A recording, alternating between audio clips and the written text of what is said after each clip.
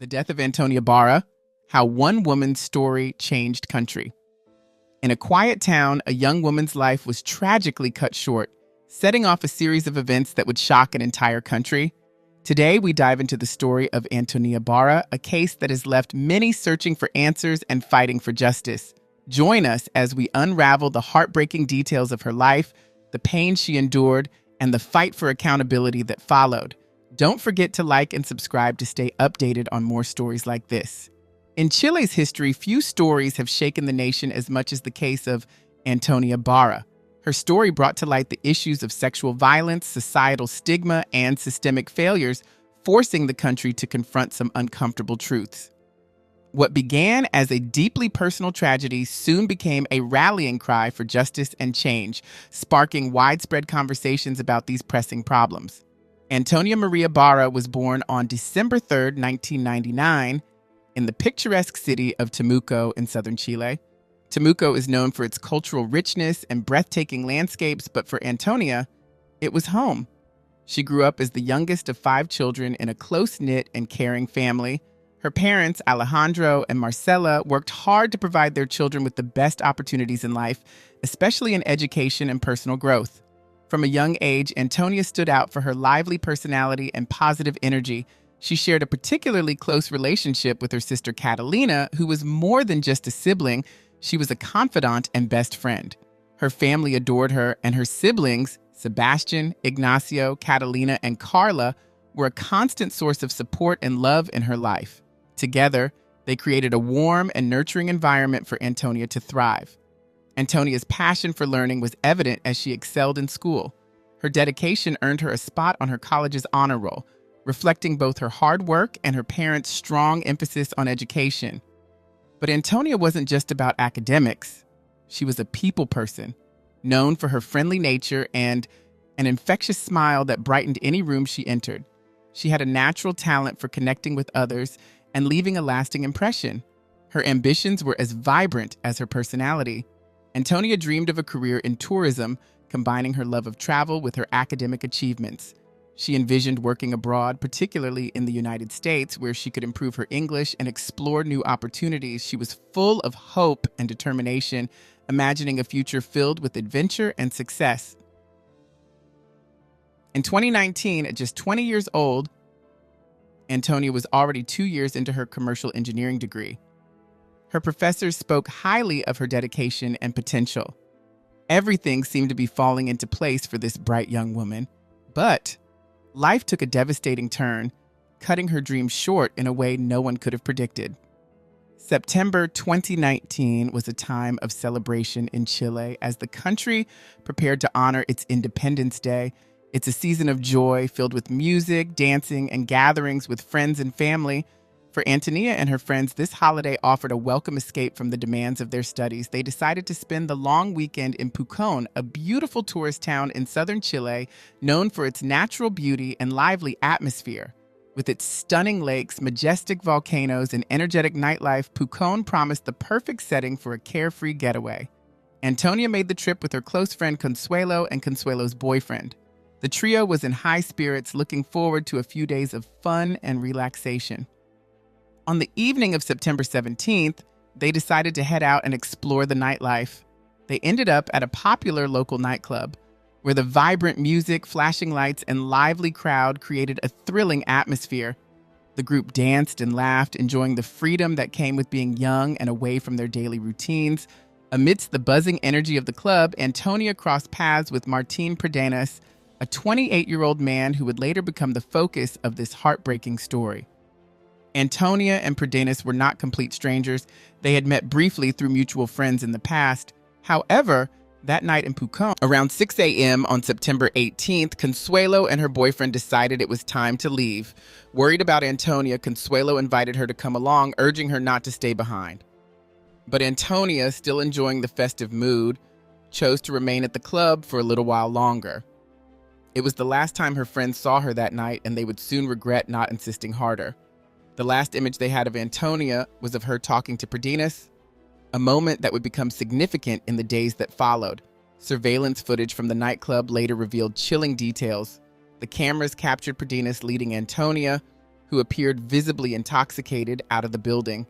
Her movements were unsteady, and it was clear that she was not in full control of herself. The two were seen walking together to a nearby 24-hour supermarket, where another camera captured unsettling footage. In the video, Pradenis is seen trying to kiss Antonia.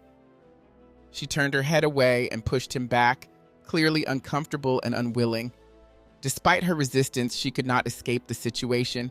Antonia's distress was evident, but Pradenis, who was stronger and seemingly sober, continued to lead her away. The sequence of events captured on camera painted a disturbing picture of what happened that night. What began as a fun evening out with friends turned into a nightmare that would change Antonia's life forever and leave an indelible mark on the nation's collective memory. The nightmare for Antonia continued at a rented cabin where Martin Pradenis and his friends were staying. It was there, in the early hours of September 18th, that Antonia endured a horrific ordeal. When she woke up the next morning, she was overwhelmed by confusion and pain. Her body ached and her mind struggled to make sense of the fragmented memories from the night before. But one thing became heartbreakingly clear: she had been sexually assaulted. In a state of shock and despair, Antonia reached out to her closest friend, Consuelo. Through a series of messages, she revealed what had happened, writing, "I've been raped." Her words reflected the overwhelming terror and anguish she felt. Alarmed and deeply concerned, Consuelo and her boyfriend rushed to the cabin to find Antonia and offer their support. When they arrived, the sight of Antonia broke their hearts. She emerged from the cabin in tears, wearing a green sweater that belonged to Pradenis. Consuelo later described her as completely shattered. Antonia could barely speak, managing only to say that she felt dirty and desperately needed to shower. As they left the cabin, her tears continued to flow, her pain evident in every movement.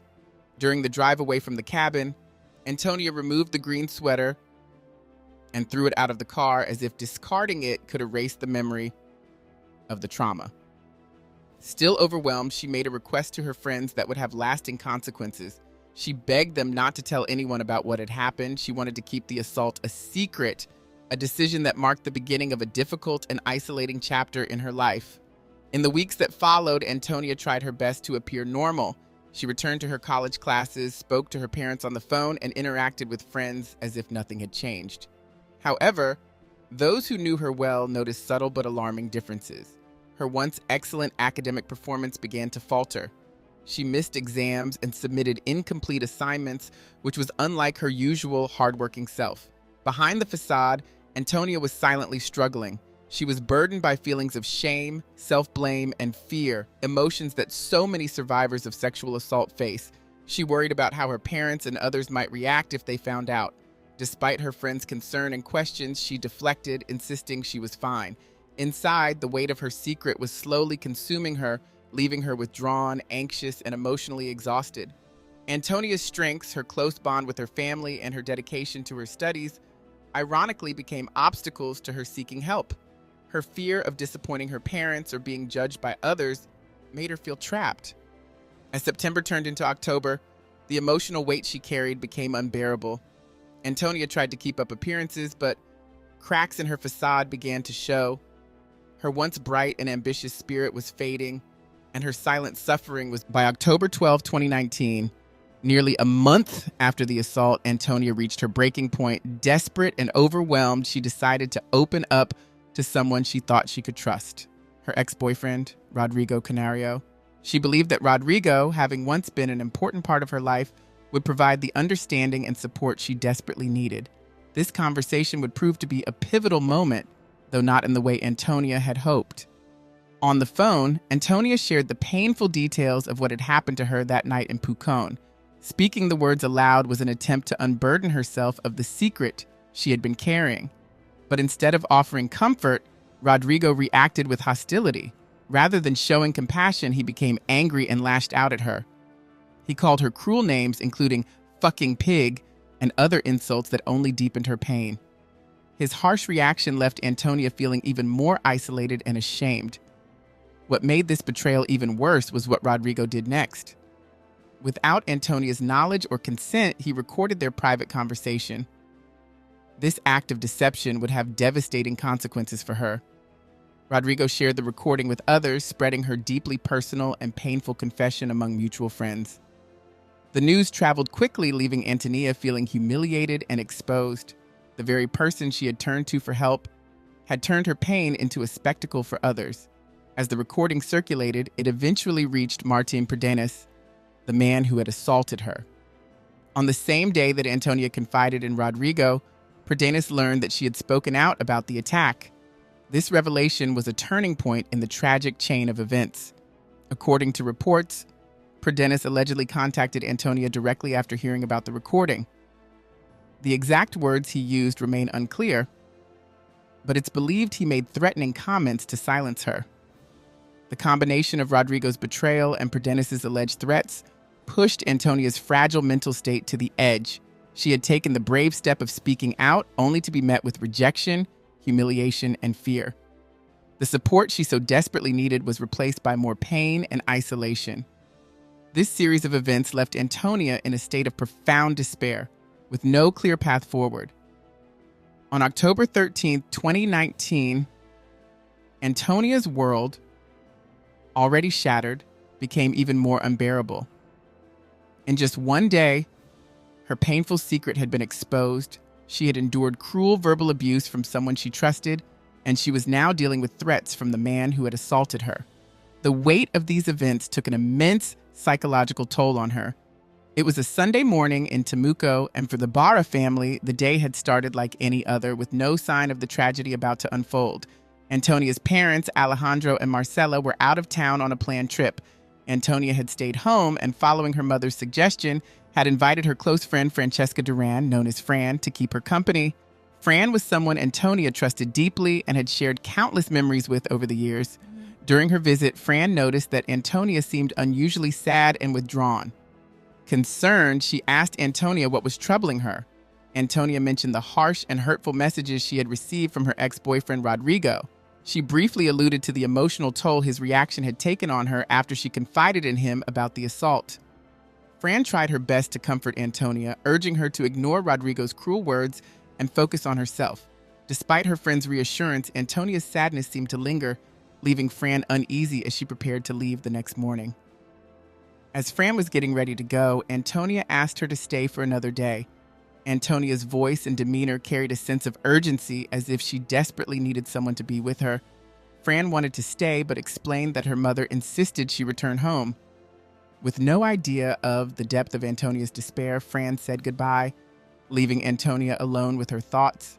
It was a moment that would later haunt her. That Sunday, Antonia made a heartbreaking decision. The events of the previous day, the betrayal, the exposure of her private pain, and the threats from Martin Perdenas had become too much to bear. Antonia's younger sister and maternal grandmother made the devastating discovery later that day. They found Antonia in her bedroom, unresponsive, on the second floor of the family home. Despite their desperate attempts to revive her and their immediate call for an ambulance, it was too late. At just 21 years old, Antonia's life was tragically cut short. Her passing would not only leave her family in deep grief, but also spark outrage and reflection across the country. The devastating news of Antonia's death reached her parents, Alejandro and Marcela, while they were on their way back home. Alejandro, who was behind the wheel, felt his entire world crumble in an instant. The shock was so intense that he had to slow the car to avoid losing control. The journey that started as a routine trip turned into a heartbreaking drive filled with disbelief and anguish. For the family, life had changed irreversibly in a matter of moments. As the reality of their loss began to sink in, they were left with a haunting question. What could have driven their beloved daughter, so full of life and promise, to such a desperate decision? In the immediate aftermath of Antonia's death, her family was engulfed in unimaginable grief. Alongside their sorrow came confusion, as nothing in Antonia's behavior had prepared them for this tragedy. Searching for answers, the family turned to Antonia's phone, hoping it might hold some clue about what she had been going through. What they found on her phone, a collection of audio messages, texts, and calls, was more than just a clue. It was the truth Antonia had tried to carry alone, now laid bare for her loved ones to discover. Through these digital traces, Alejandro and Marcela learned the horrific details of what had happened to their daughter. They discovered the story of the assault in Pucón, her weeks of silent suffering, the betrayal by someone she trusted, and the threats from Martín Pradenas, it was a heart-wrenching revelation that filled them with grief, but also ignited a new emotion: anger. The pain of losing Antonia turned into a burning determination to ensure that her story was told and that justice was served. Her parents knew they couldn't let Antonia's suffering go unnoticed. Fueled by this resolve, Alejandro took the brave step of bringing Antonia's story into the public eye. He spoke about his daughter's ordeal with the hope of exposing not just what had happened to her. Looking at all these stories together showed that Pradina had been hurting women for many years. Many of the stories were similar. They often happened at parties where alcohol was involved, and the women were usually in situations where they couldn't protect themselves. People started asking how Pradina had gotten away with this for so long. They wondered why the women he hurt didn't feel they could tell anyone sooner. These questions became very important as more people learned about the case. The Barra family and their lawyers took all this information to the police. The public prosecutor and Timicat started looking into everything Pradina had done. But there were problems with the legal case. Two of the oldest reports from 2010 and 2014 couldn't be used in court because too much time had passed. In Chile, you could only charge someone with sexual assault within 5 years of it happening. Many people thought this law needed to be changed. Martín Pradenas was eventually charged with several counts of sexual abuse and rape, a major milestone in the fight for justice. His first court appearance on July 21, 2020 became a national event. The hearing was live-streamed, drawing an unprecedented audience of over 1 million people. This level of public engagement with a criminal case was unlike anything Chile had seen before, reflecting the widespread anger and heartbreak tied to Antonia's story. The nation was watching, demanding accountability and justice for her and the other women who had come forward. During the hearing, the prosecution presented a variety of damning evidence. Security camera footage from the nightclub showed Pradenas leading a heavily intoxicated Antonia out into the early morning hours. The footage was paired with the emotional testimonies of other women who alleged they, too, had suffered at Pradenas' hands. These accounts painted a clear picture of a pattern of predatory behavior that spanned years. For many watching, the evidence seemed overwhelming, leaving no doubt in their minds about Pradenas' guilt. However, the outcome of this hearing was not what most Chileans had hoped for. The presiding judge, Federico Gutierrez, acknowledged that there were sufficient grounds to believe Antonia had been raped. Yet, he denied the prosecution's request to place Pradenas in preventive detention. Instead, the judge ordered house arrest, barred him from leaving the country, and prohibited him from contacting the victims. This decision was met with shock and disbelief. For a man accused of multiple violent crimes, many felt this ruling fell woefully short of what justice demanded. The judge's decision unleashed a tidal wave of outrage across Chile. To many, it symbolized a deep-rooted failure in the justice system to take crimes of sexual violence seriously. How could someone accused of being a serial predator be allowed to remain in the comfort of their home? It was a question that resonated far beyond this particular case. For Chileans, it became a symbol of how society and the legal system, the powerful chant, "The rapist is you, the police, the judges, the state," echoed through streets across Chile as protests swept the nation. These demonstrations were not solely about Martín Pradenas or Antonia Barra. They were a collective cry against a culture of impunity surrounding sexual violence. Protesters called out victim-blaming attitudes and a justice system that many believe repeatedly failed to protect women. Antonia's story became a symbol of the urgent need for systemic change, and her case galvanized a movement demanding accountability and reform. As protests grew, the media spotlight on Pradenas' case intensified. News outlets began digging into his history, uncovering unsettling details that painted the picture of a long-standing predator. Reports revealed patterns of predatory behavior spanning years, with numerous women stepping forward to share their harrowing experiences. The more the public learned about Pradenas, the more their outrage grew. It became clear that this case was not an isolated incident, but part of a larger, deeply troubling pattern. One of the most disturbing discoveries emerged from Pradenas' childhood. A former kindergarten teacher shared an account of his inappropriate behavior at a very young age. She recounted how young girls in her class had complained about him touching them inappropriately. At the time, his actions were dismissed due to his age, and the school simply informed his mother without taking further action. This revelation sparked speculation about whether early intervention might have prevented the harm he caused later in life.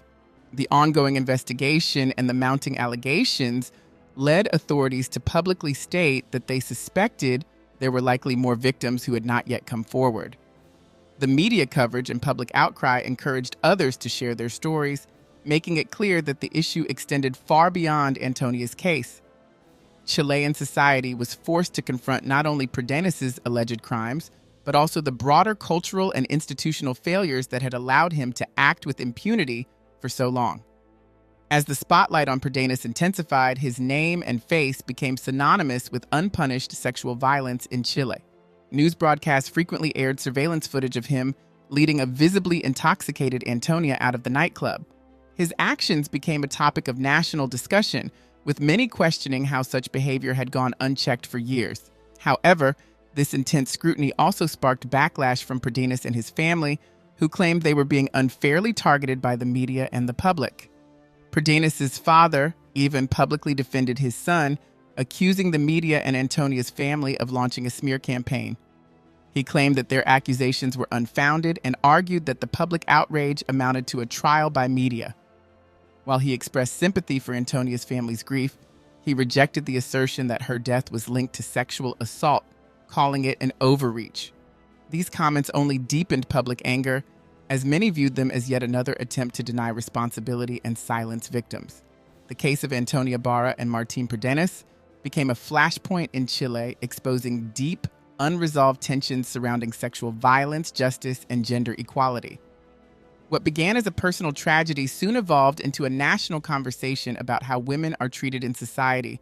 It was no longer just about one woman or one man, it was about the treatment of women in Chilean culture and how the legal system responds to sexual violence. As the case gained more attention, public pressure grew, calling for justice and reform. In a twist no one expected, it was Pradenis's own defense team that uncovered a piece of evidence that would ultimately damage his case.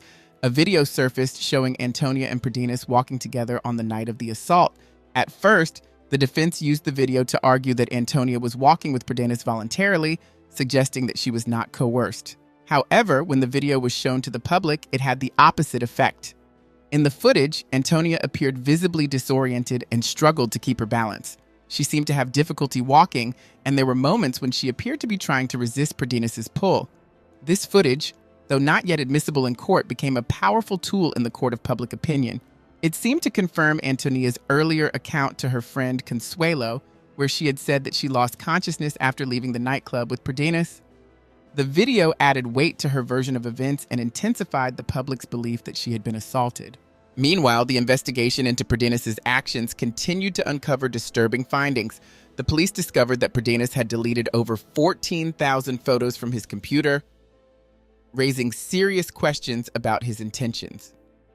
When authorities requested his cell phone for examination, Pradenis claimed that it had broken and that he had thrown it away. This was seen by many as an attempt to destroy evidence, casting further doubt on his innocence and damaging his credibility in the eyes of the public.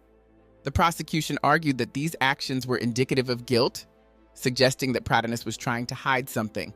However, the legal process faced significant setbacks. Despite the mounting evidence and growing public outrage, the first trial in 2020 ended in a way that only deepened the anger of many Chileans. The court dismissed all prior allegations against Pradenis, stating that there was insufficient evidence to support the claims beyond the testimonies of the women who had accused him. This decision was seen as a failure of the justice system to hold Pradenis accountable. The dismissal of key evidence and the court's decision not to acknowledge the testimony of the women added to the sense of injustice. The legal system, instead of bringing clarity and justice, seemed to further alienate the public, especially those who had been following the case closely. People across Chile were left wondering how a man accused by so many women could still avoid facing consequences for his actions. The legal battle was far from over, but it was clear that the case would continue to shape public conversations about justice and gender equality in Chile for years to come. After the first trial, only Antonia's case remained in focus, which many saw as a failure of the justice system to understand the pattern of Pradenis's predatory behavior. Despite the growing evidence, Pradenis was allowed to remain under house arrest while investigations continued. This decision angered many people, and protests erupted across Chile once again, calling for justice. Even during the strict COVID-19 quarantine, people found creative ways to show their outrage, holding socially distanced protests and launching online campaigns to demand change. Eventually, the pressure from the public and the prosecution led to a major development. The Court of Appeals in Temuco reviewed the original decision and made a surprising change. In February 2020, there was another breakthrough in the case. Pradenas' missing phone was found, and when it was examined, authorities discovered disturbing photos of women's underwear. It was revealed that Pradenas had taken these photos as trophies after his encounters with women, a further sign of his disturbing behavior. The investigation continued to reveal more evidence, and in the following month, the police managed to recover over 15,000 deleted files from Pradenas' computer. Among the recovered files were more troubling images, including photos of women in various states of undress, as well as videos and audio recordings related to drug use.